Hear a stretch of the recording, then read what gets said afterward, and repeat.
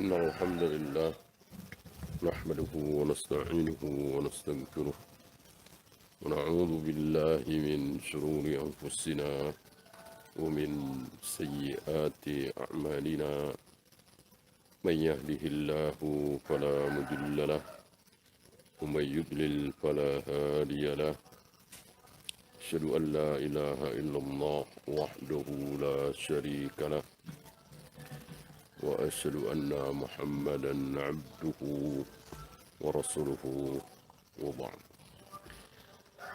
Kita sampai suratul Asr, sebuah surat yang Imam Syafi'i pernah mengatakan seandainya Allah, ini dalam masalah hujjah ya, seandainya Allah hanya menurunkan satu surat ini saja,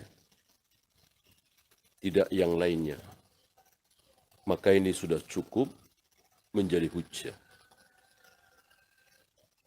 Bahwa manusia harus menyembah Allah, bahwa manusia harus beramal saleh, dan bahwa manusia harus bersabar ketika mengajak orang lain untuk beriman dan beramal saleh. Seandainya satu ayat ini saja, maka cukup. Atau di riwayat lain, "Lau tadabbaran nasu hadhihi surata la wasi'athum." Seandainya seorang manusia mentadaburi satu ayat ini saja, yang lain tidak ditadaburi, cukup dibaca, diamalkan, dibaca, diamalkan. Mentadaburi satu ayat ini saja cukup. Cukup. Oleh karena itu, Syekh Muhammad bin Abdul Wahab menyampaikan 4 kesimpulan dari surat yang pendek sekali ini. Apa yang pertama? Cari ilmu. Cari ilmu. Apa yang kedua? Diamalkan. Diamalkan. Apa yang ketiga? Didakwahkan, disampaikan kepada orang yang lain, minimal anak istri. Yang terakhir, sabar. Yang terakhir, sabar. Berarti orang yang berdakwah menyampaikan kepada orang lain, menyampaikan hak al-haq, menyampaikan kebaikan kepada orang lain, siap dipuji, apa siap dicaci? Apa? Siap dicaci. Bukan siap dipuji.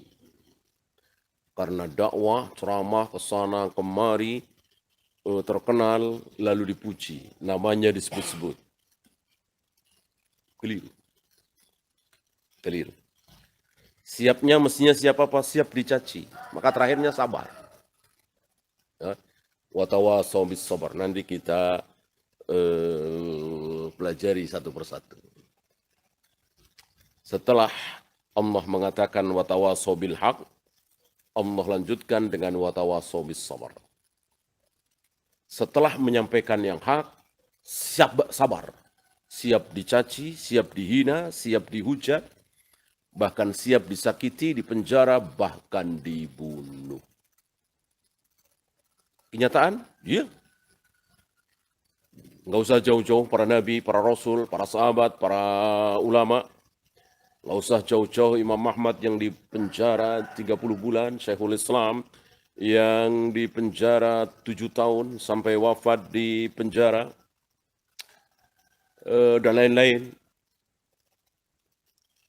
Cukup di depan mata kita. Bandingkan da'i-da'i yang menyampaikan yang hak dengan yang batin. Bandingkan da'i-da'i yang menyampaikan ini syirik, ini bid'ah, ini khurafat, ini takhayul.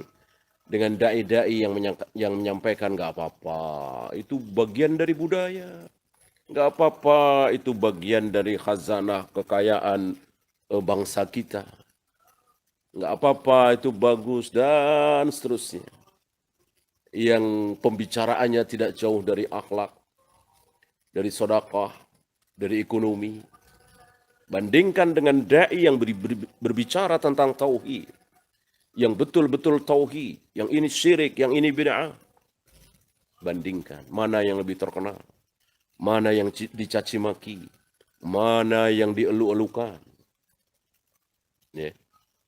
Nah, disinilah maka jangan kita siap untuk dipuji. Ketika kita menyampaikan kebenaran, tapi siaplah dicaci. Ya. Ya, sebelum masuk ke tafsir surat ini, beliau membawakan satu kisah.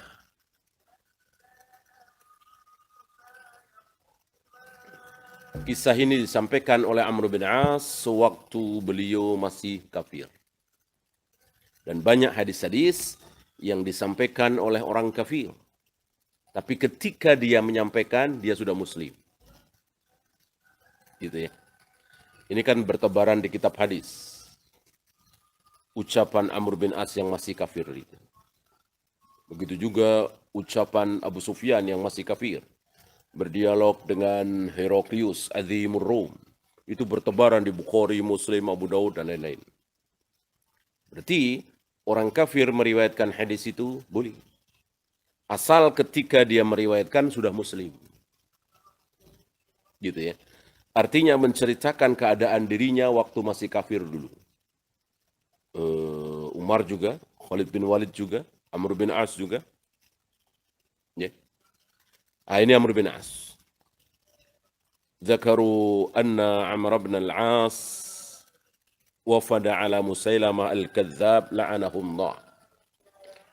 Disebutkan bahwa Amr bin As waktu itu masih kafir, itu berkunjung ke Musailamah. Jadi Musailamah yang akhirnya mengaku sebagai Nabi, itu sudah hidup ketika Nabi belum wafat. Beda dengan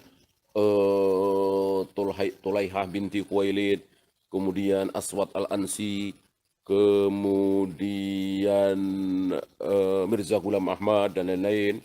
Itu muncul mengaku Nabi setelah Rasulullah wafat. Ya. Nah, kalau ini Rasulullah masih hidup. Amr bin As masih kafir. Dia sudah mengaku terima wahyu. Musailamah. Maka julukan Al-Kadzab kan Nabi tahu. Bahkan riwayat, sebagian riwayat mengatakan itu dari Nabi. Musailamah Al-Kadzab. Musailamah si pendusta.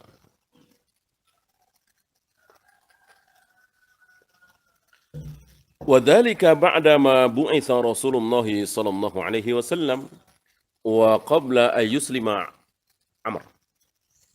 Itu terjadi ketika Rasulullah sudah diutus sebagai nabi dan ketika Amr belum masuk Islam, Amr bin As, ya.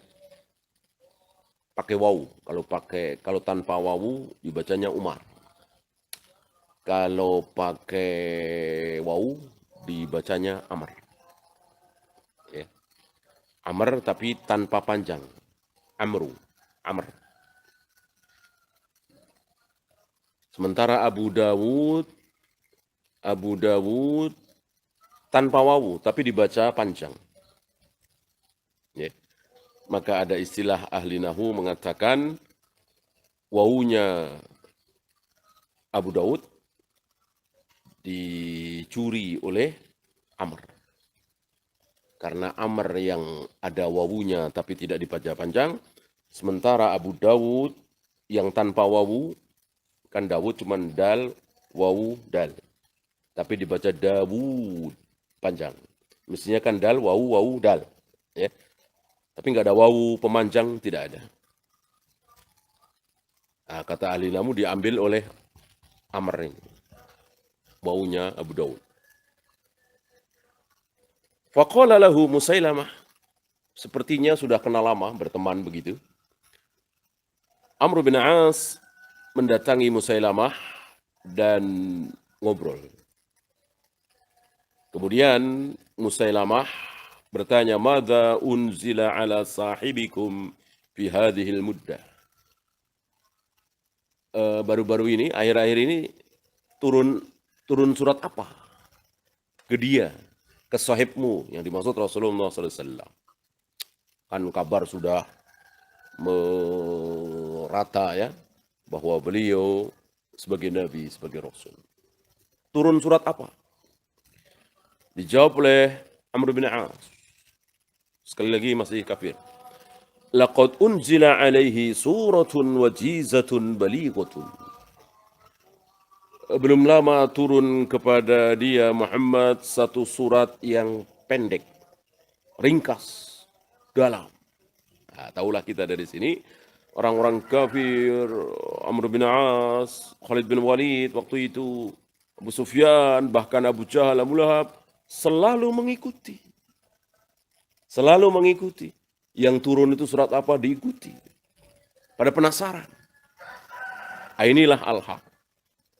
Al-haq itu seperti itu. Ya. Di hadapan mereka, mereka di hadapan al-haq itu mencaci, menghina, menghujat, enggak ada otak segala macam. Tapi begitu pulang ke rumah, mikir. Pengaruh. Gitu. Maka Allah pernah menantang Abu Jahal, Abu Lahab lewat lisan Nabi, lewat Al-Quran. Cobalah sendirian. Cobalah sendirian. Jangan rame-rame. Kalau rame-rame iya gengsi mereka. Mengatakan, oh ternyata Muhammad benar. Oh tanda-tanda kebenaran ada pada diri Muhammad. Malu mereka gengsi. Maka kata Allah, coba sendirian. Berfikir, bertafakur, bertadabbur. Pernahkah dia bohong sekalipun? Apa yang salah dari yang dia ucapkan? Sendiri. Insya Allah bisa jujur. Ya. Kita lihat sebagian saudara-saudara kita. Ketika mereka sendiri, atau mungkin berdua, atau mungkin bertiga, berbicara tentang dakwah salaf. Dakwah sunnah ini, banyak dari mereka yang mengakui kebenaran. Tapi ketika rame-rame, apalagi di podium, apalagi di mimbar, di depannya jamaah dia, ya tentu dia tutup-tutupi. Ya, dasar Wahabi, nggak punya otak, mosok Allah ada tangannya, mosok Tuhan punya jari, mosok Tuhan berada di satu tempat, duduk, ongkang-ongkang kaki, segala macam ditambah-tambahin. Ya. Padahal kalau mereka sendiri, barangkali mereka akan mengakui. Yang mengatakan aku menciptakan Adam dengan kedua tanganku siapa? Allah sendiri. Wassamawatu matwiyatun biyamini, bahwa langit-langit itu akan aku gulung dengan tangan kananku. Yang bilang seperti itu Allah sendiri. Bahwa hati manusia aku bolak-balikkan dengan kedua jariku. Yang bilang siapa? Allah sendiri. Bagaimana diingkari? Ini beda dengan kaum salaf insyaallah yang mendengarkan ocehan mereka, dakwah mereka. Ya, tertawa kita. Betul-betul tertawa. Mau sendirian, mau rame-rame kita mentertawakan dan geli dengan hujah mereka. Ya. Masuk mereka ada yang mengatakan bahwa bahkan tokohnya ya, semenjak munculnya dakwah salafi ini, para da'i menjadi berat katanya. Dulu begitu sampaikan ini wajib, jamaah terima wajib.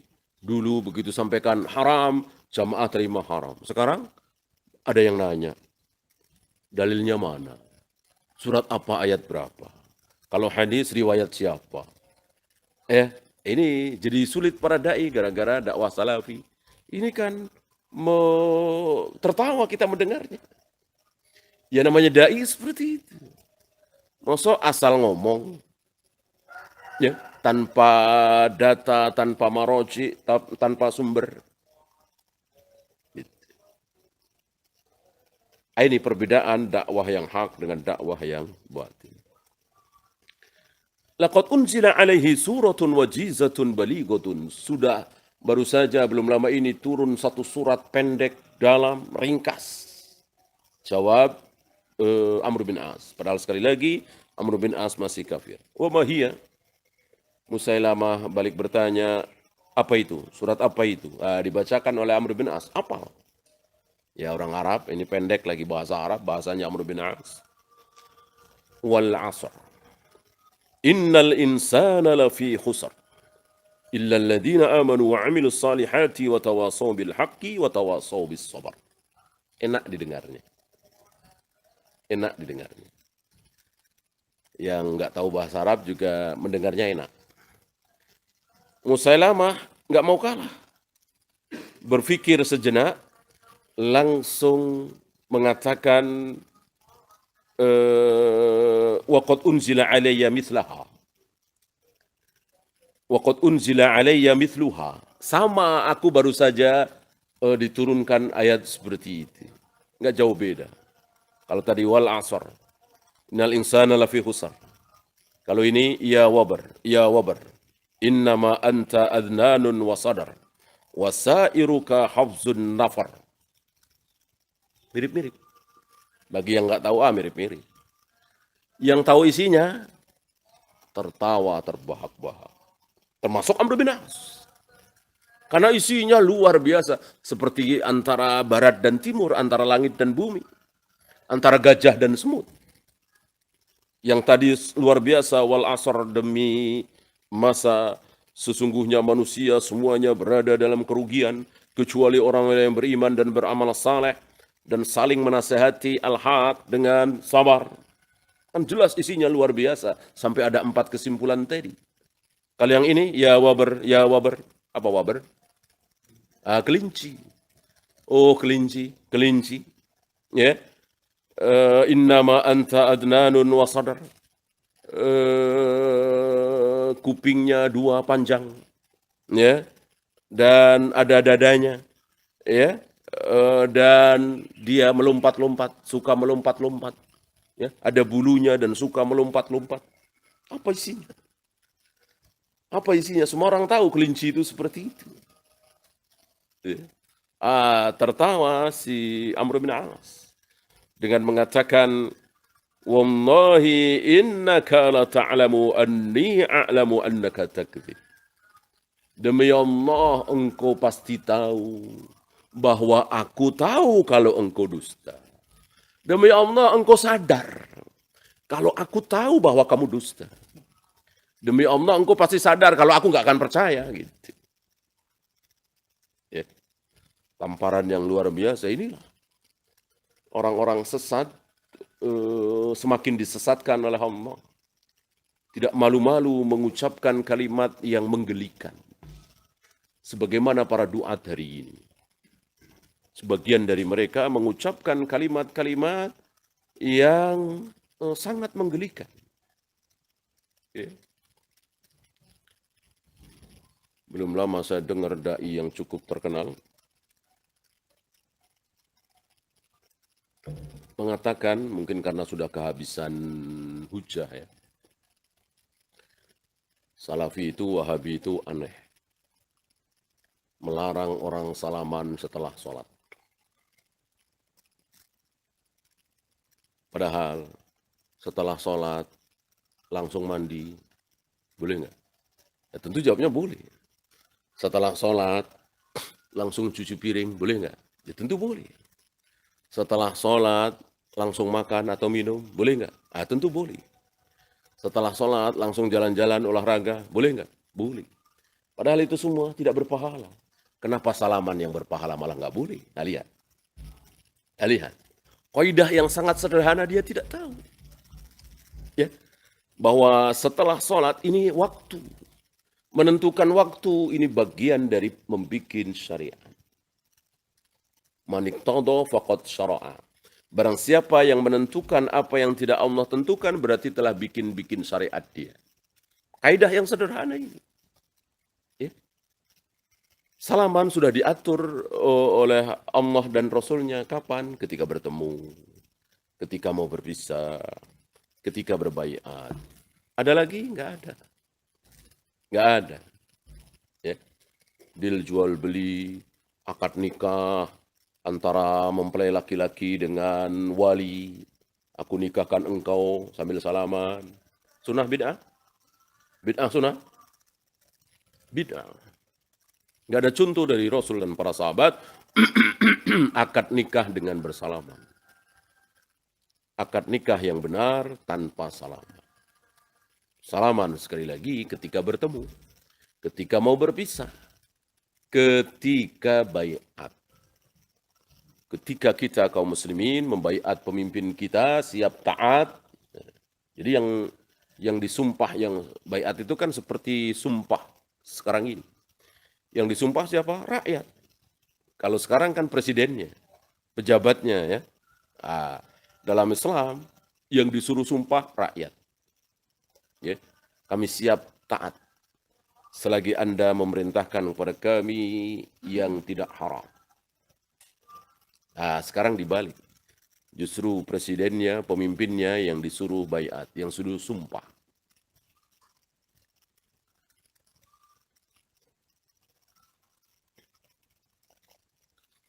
Kemudian beliau sedikit menjelaskan tentang waber yang disebut oleh Musailamah tadi. Disebutkan Duwaibah tusbihul hir, binatang kecil yang mirip-mirip kucing, ininya panjangnya tentu tidak perlu bagi kita. Barangkali lebih tahu kita tentang kelinci daripada mereka, mungkin di sana jarang kelinci ya, atau mungkin tidak ada. Di kita banyak sekali kelinci, tidak perlu disebut, disifati seperti apa. Kemudian ada riwayat dari At-Tabrani, dari Hamad bin Salamah, dari Sabit, dari Abdullah bin Hisan Abu Madinah. Beliau mengatakan, kana ar-rajulani min ashabi Rasulillah sallallahu alaihi wasallam idza iltaqaya. Apabila ada pertemuan para sahabat bertemu, bahkan pertemuan itu cuma 2 orang. Jadi sahabat bertemu 2 orang, ngobrol ke sana kemari segala macam. Kemudian mau berpisah, maka lam yatafarraqa illa ala ay yaqra'a ahaduhuma 'ala al-akhar. Surat Al-Asr. Sebelum berpisah, biasa mereka membacakan surat Wal-Asr. Ya. Di beberapa sekolah, termasuk sekolahan saya dulu, di Sanawiyah, diajarkan ini. Jadi ketika mau pulang, suruh membaca surat Al-Asr. Barangkali mengambil hujah dari apa yang dibawakan oleh Ibnu Katsir di sini. Ya. Apabila para sahabat bertemu, walaupun cuma 2 orang, kemudian mau berpisah, sebelum berpisah, membacakan surat Al-Asr. Barangkali supaya ingat tentang waktu. Ya. Kemudian ucapan Imam Syafi'i tadi, "Lau tadabbaran nasu hadhihi surata lawasi'athum." Seandainya manusia itu mentadaburi satu surat ini saja, maka itu sudah cukup. Ya, kita masuk di pembahasan ayat wal asr. Ini banyak sekali. Ini bukan berarti Allah mengajarkan kepada kita untuk bersumpah demi selain Allah. Hukumnya apa? Demi langit, demi bumi, dan itu sumpah. Demi langit dan bumi, saya kemarin tidak tahu tentang pembunuhan itu. Ini kan sumpah ya. Demi langit, demi bumi, demi bulan, saya bersumpah bahwa pembunuhnya adalah si fulan. Boleh apa tidak sumpah seperti ini? Boleh apa tidak? Tidak boleh, haram, bahkan syirik. Syirik. Nah, di sini dan di ayat-ayat lain, Allah bersumpah wasyamsi wal asri wal qamari, banyak sekali, demi bulan, demi waktu asar, demi waktu duha dan seterusnya. Apakah Allah mengajarkan, mencontohkan bersumpah atas nama selain Allah? Al-jawab, tidak. Kenapa? Karena demi yang dalam bahasa Arabnya wa itu tidak selamanya sumpah. Gitu. Tidak selamanya sumpah. Sementara di kita, kalau demi, ya itu sumpah. Demi langit, demi bumi, demi bulan, demi penjaga pantai selatan ini, itu jelas sumpah. Nah, ini agak sedikit menimbulkan salah paham. Ya. Intinya bahwa kita harus tahu bahwa apa yang Allah sebut wal asri wad duha wasyamsi dan seterusnya itu tidak menunjukkan bahwa Allah sedang bersumpah. Ya. Bi abi anta wa ummi, kan sering sahabat ini. Demi engkau, demi ayah, demi ibuku, kan sering begitu. Apakah ini sumpah? Tidak. Tidak. Sering diterjemahkan dengan demi. Ya billahi kan demi Allah. Maka di sini jangan mencukupkan diri dengan terjemahan. Jangan mencukupkan diri dengan terjemahan. Kalau mencukupkan diri dengan terjemahan, maka jadilah seperti itu. Atau minimal, tidak boleh bersumpah dengan nama selain Allah, kecuali Allah sendiri ya. Saya pernah dengar ini. Ini pun keliru. Ya jelas keliru ini. Ya. Allah tidak bersumpah.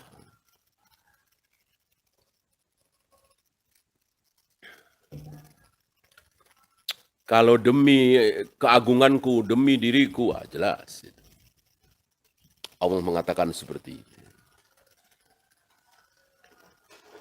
Innal insana lafi khusrin. Sungguh manusia berada dalam kerugian. Semua? Iya. Sampai di sini seluruh manusia rugi. Yang rakyat jelata, yang raja, yang kaya, yang miskin, semuanya rugi. Yang pintar, yang bodoh, semuanya rugi. Illalladzina amanu, baru ada perkecualian di sini. Kecuali orang-orang yang beriman. Tidak beriman, pasti rugi. Mau raja, mau rakyat jelata, mau jenius, mau bodoh, idiot, mau kaya raya, miskin, pasti rugi. Kalau tidak beriman. Maka yang pertama, beriman. Dan berbicara tentang iman tentu panjang. Berbicara tentang iman, ada tauhid, ada rububiyah, ada uluhiyah, ada asma wa sifat. Bukan sekedar saya percaya Tuhan itu ada, namanya Allah. Sampai di sini sama dengan Abu Jahal, Abu Lahab. Abu Jahal, Abu Lahab juga seperti itu. Abu Jahal, Abu Lahab meyakini bahwa Tuhan itu ada. Jumlahnya satu, namanya Allah. Dan berapa kali menyebut, wallahi demi Allah. Ya. Sampai di situ belum cukup. Masih ada dua lagi. Ada uluhiyah, ada satu lagi, asma was sifat. Ini harus lulus semua. Walaupun dalam perjalanannya ada ketergelinciran sebagaimana Imam Nawawi, sebagaimana Ibnu Hajar al-Asqalani, sebagaimana banyak para a'immah yang tergelincir dalam asma wa sifat, ya Allah Maha Pengampun. Dan manusia tidak ada yang maksum. Ya. Maka tetap kita tidak menghujat, menjelek-jelekkan Imam Nawawi, Ibnu Hajar al-Asqalani, tapi tidak mengikuti kesalahannya.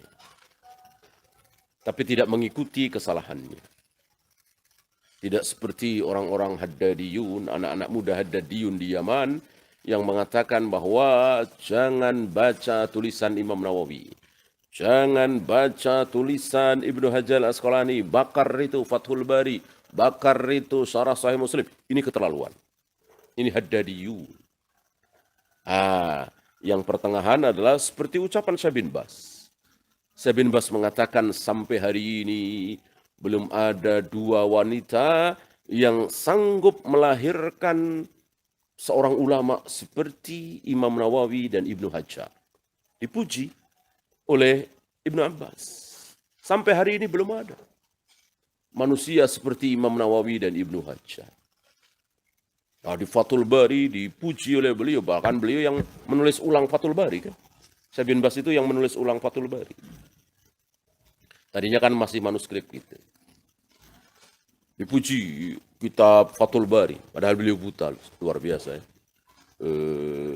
Syekh bin Baz. Dipuji, berbicara masalah matan, berbicara masalah sanad, rijal, masalah fawaid hadis luar biasa, penuh dengan ilmu. Tapi, nah, tapi ada sesuatu di dalam Fathul Bari ini yang kita tidak boleh diam mengikutinya. Ini insaf, ini pertengahan, ini adil. Jadi salah ya katakan salah. Apa misalnya? Ya tentang takwil-takwil. Beliau sedikit mentakwil tapi tidak membela mati-matian takwilnya. Sedikit sekali dan tidak diperpanjang pembicaraan tentang tangan Allah, betis Allah. Ya sekedar takwil. Gitu. Sekedar itu kiasan. Gitu. Tentu ini salah. Ya sedikit sekali. Ibaratnya setitik lah. Setitik kesalahan dibanding dengan samudra luas keilmuan yang ada di dalam Fathul Bari. Ini baru adil. Tidak seperti anak-anak Hadadiyun tadi.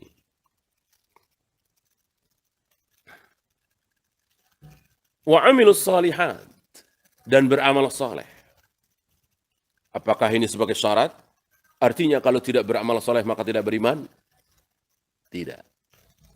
Yang mengatakan bahwa beramal saleh itu syarat dari iman, artinya walaupun dia beriman dan lulus dan benar tentang tauhid rububiyah, uluhiyah, asma wa sifat, tapi dia tidak beramal, maka imannya sia-sia. Ini ucapan siapa? Pendapatnya siapa? Subhatnya siapa? Khawarij. Bagi Khawarij, amal itu syarat dari iman. Jadi beriman doang tanpa amal nol. Harus beramal. Ya. Maka walaupun imannya seperti para nabi, para rasul, para sahabat, tapi kok enggak sholat, kekal di neraka selama-lamanya. Enggak usah enggak sholat, enggak puasa Ramadan. Atau enggak zakat, enggak haji. Atau minum khamar sekali, atau berjudi, atau berzina sekali. Soret, nol, kekal di neraka selama-lamanya. Ini Khawarij. Ahlus sunnah tidak. Ahlus sunnah wal jamaah tidak seperti Khawarij. Ahlus sunnah mengatakan amal bukan syarat. Ya. Walaupun tercela sekali dan terancam di neraka, tetapi tidak kekal. Mana dalil? Hadis Bitokoh. Hadis Bitokoh cukup membungkam ucapan orang Khawarij yang mengatakan sekali tidak sholat kafir, sekali tidak puasa kafir, sekali minum khamar kafir, sekali berjudi kafir, kekal di neraka selama-lamanya. Ucapan Khawarij ini tertampar dengan hadis Bitokoh. Ya. Di mana hadis Bitokoh ini ada seseorang yang masuk surga. Ada seseorang yang selamat dari neraka. Sementara dosanya 99 gulung. Yang satu gulungnya itu kalau dihamparkan itu sejauh mata memandang. Ini 99 gulung. Isinya apa? Catatannya isinya apa? Ya zina, ya khamr, ya judi, ya mencuri, ya membunuh. Oh, dosa semua. Dia sudah putus asa di hadapan Allah. Tapi Allah mengeluarkan satu kartu. Bitokoh. Kartu itu kan Bitokoh. Kartu ini ada tulisan kebaikan dia. Apakah bagian kebaikan dia sholat? Tidak. Puasa? Tidak. Berarti dohirnya nggak pernah sholat ini, nggak pernah puasa. Di satu kartu itu cuma tertulis apa? La ilaha illallah. Dan dia meyakini la ilaha. Dia tahu apa maksud la ilaha illallah. Ya, mungkin orang ini orang Arab atau apalah ya. Intinya dia tahu. Bukan sekedar lafaz. Dan konsekuensi dari la ilaha illallah itu apa? Dia yakin bahwa keris, jimat, segala macam gak ada ngaruhnya sedikit pun terhadap manusia. Itu dia tahu. Dan dia juga tahu, yakin bahwa Allah itu mempunyai sifat-sifat yang benar. Ya. Cuma dia nggak pernah sholat, nggak pernah puasa, nggak pernah zakat. Adakah? Ya ada di satu orang ini. Maksud kita percaya? Maksud kita nggak percaya dengan sabda Nabi Sallallahu Alaihi Wasallam? Ada. Ya. Dengan satu Bitokoh itu Allah ampuni dia. Ini luar biasa rahimnya Allah, pengasihnya Allah, pengampunnya Allah luar biasa.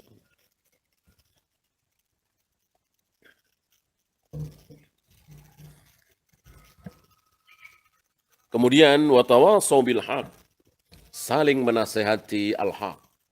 Setelah mengetahui al-haq tadi, setelah belajar dan mengamalkan tadi, lalu mendakwahkan. Lalu mendakwahkan. Apakah dakwah itu setelah beramal? Iya. Apakah seluruh amalan harus kita lakukan dulu baru dakwah? Tidak.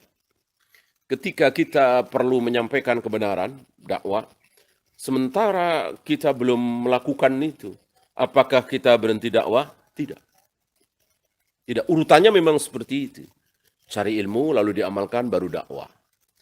Sekali waktu seorang alim, dia belum pernah misalnya puasa Daud misalnya. Apakah dia tidak boleh menyampaikan sunnahnya puasa Daud? Boleh apa tidak? Boleh. Boleh. Ya. Jadi tidak mutlak bahwa seluruh apa yang dia dakwahkan sudah dia amalkan dulu. Tidak mutlak seperti itu. Ya. Tidak wajib. Abduliyahnya memang seperti itu, tapi tidak wajib. Bahkan tidak ada riwayat kan, Nabi sepanjang tahun, sepanjang hidup beliau puasa Daud ya kan. Nah, maka tidak, apalagi ini tidak wajib. Bahkan seandainya itu wajib, dan dia belum mengamalkan kewajiban itu, namanya manusia ya. Tapi dia sampaikan kepada adiknya, atau ponakannya, atau tetangganya, atau siapapun, bahwa itu wajib. Tercelakah? Tidak tercela. Tidak tercela. Yang tercela kenapa dia tidak melakukan kewajiban itu. Bukan dia menyampaikan bahwa itu wajib. Ya. Maka keliru orang yang berpendapat bahwa sebetulnya saya mau sampaikan bahwa ini haram. Tapi karena saya masih melakukannya, saya nggak jadi sampaikan. Ini keliru. Karena kalau saya sampaikan, saya takut hadis itu yang diputar-putar di neraka itu, digiling, isi perutnya keluar, dikerumuni oleh ahlun nar. Saya takut terkena itu. Ini keliru. Orang itu sama sekali nggak pernah sholat, nggak pernah puasa, dan betul-betul begitu semangat dia mengajak orang lain sholat, puasa. Intinya betul-betul karena dunia. Ya. Nah, itu terancam dengan hadis itu. Adapun ya namanya manusia. Mungkin ada 1-2 kewajiban yang belum dia lakukan. Ada 1-2 perbuatan haram yang dia lakukan. Tapi dia sampaikan kepada adik-adiknya, kepada anak-anaknya, kepada orang lain bahwa itu wajib, bahwa itu haram. Bolehkah? Boleh. Ya. Dengan rasa malu. Supaya setelah malu di hadapan Allah, tentunya manusia nggak ada yang tahu bahwa dia akan melakukannya. Saya malu. Saya sudah bilang ini haram, kok saya masih melakukan. Ya. Masih merokok misalnya. Diam-diam. Lalu dia sampaikan bahwa rokok itu haram. Apakah ini tercela? Tidak tercela. Sambil dia malu dan bertekad akan meninggalkan rokok. Yang terakhir, watawasau bis sabar. Jangan berdakwah kalau tidak sabar. Jadi sifat da'i sabar. Ya. Sifat da'i teguh kokoh di atas kesabaran. Bukan dicaci maki dikit, dihujat dikit, klarifikasi. Ya kan? Dicemooh dikit, dikata-katain dikit, ya namanya netizen kan nggak bisa diem, ya. Klarifikasi, ya ini namanya nggak sabar, udah diem aja. Diem aja. Ngapain klarifikasi? Udah yang disampaikan kebenaran, nggak perlu klarifikasi. Ya. Nah, belum lama ini Ustadz Yazid kan habis-habisan. Sama netizen dibilang itu orang lahir dari mana, bukan dari rahim ibunya kali, masuk bilang sungkeman haram. Nah, namanya orang awam, nggak tahu apa-apa. Ya nggak perlu klarifikasi. Ya, itulah kebenaran. Dan mereka berpikir sendiri. Ya. Karena seorang dai itu berdakwah untuk dipamerkan kepada Allah, bukan kepada manusia. Yang penting Allah ridho. Yang penting Allah tidak murka.